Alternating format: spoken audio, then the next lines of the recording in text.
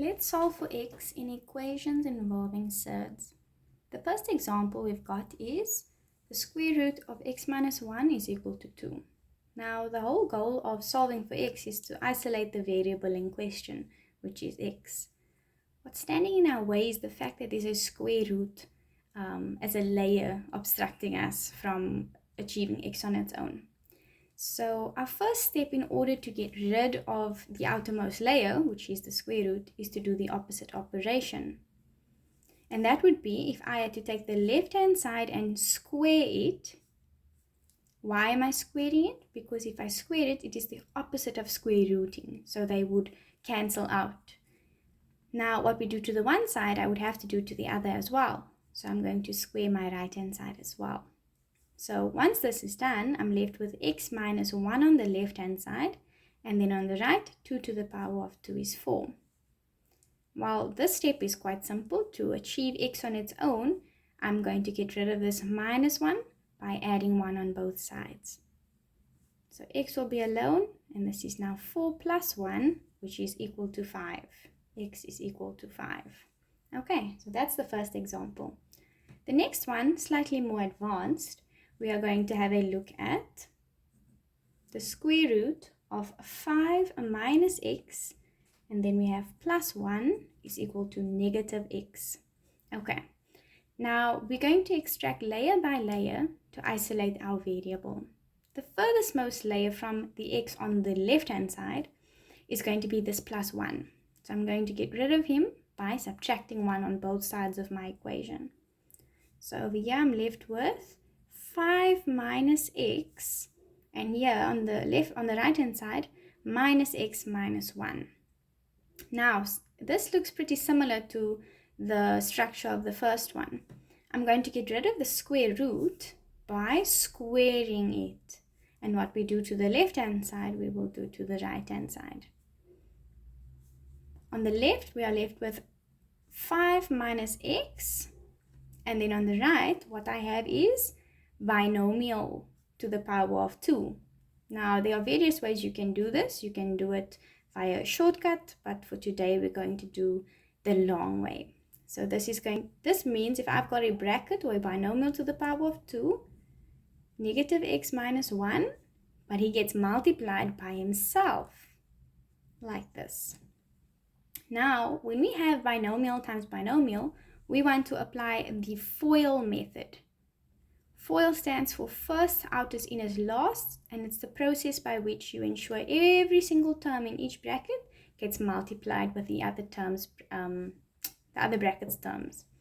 So let's go. Firsts. The first term times the first term. Negative x times negative x is positive x to the power of 2.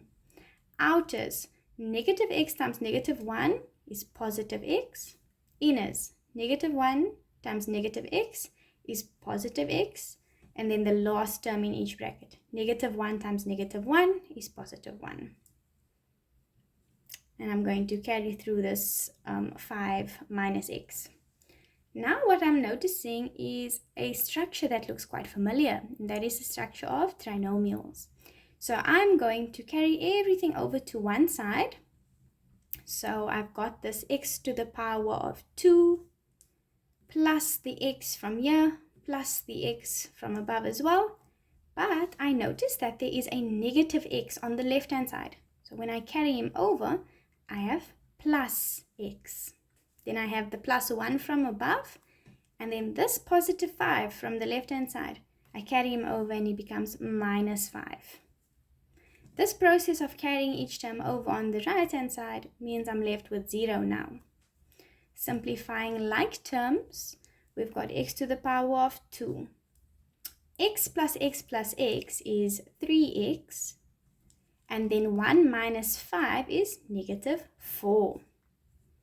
Now let's get this to a quadratic structure by means of inspection.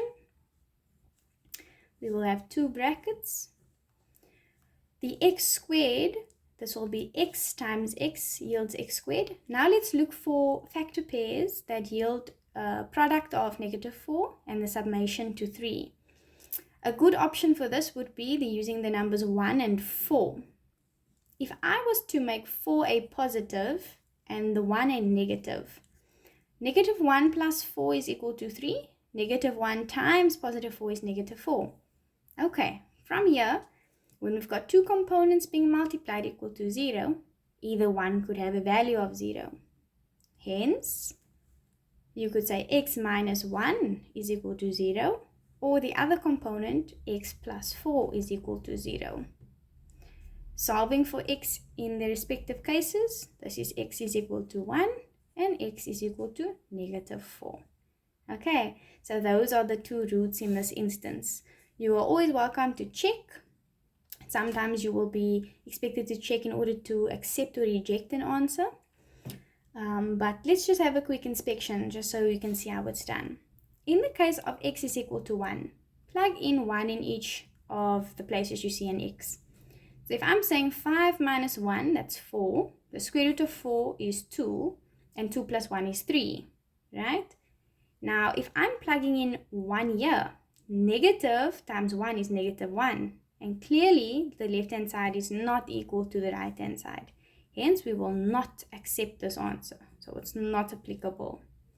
If we test out x is equal to negative 4, 5 minus negative 4, that yields 9. And the square root of 9 is 3.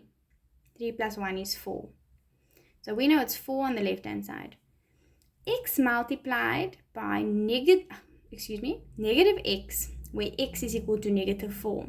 Negative 4 is positive 4. And clearly we can see the left-hand side value is equal to the right-hand side value. So we will accept the answer of x is equal to negative 4.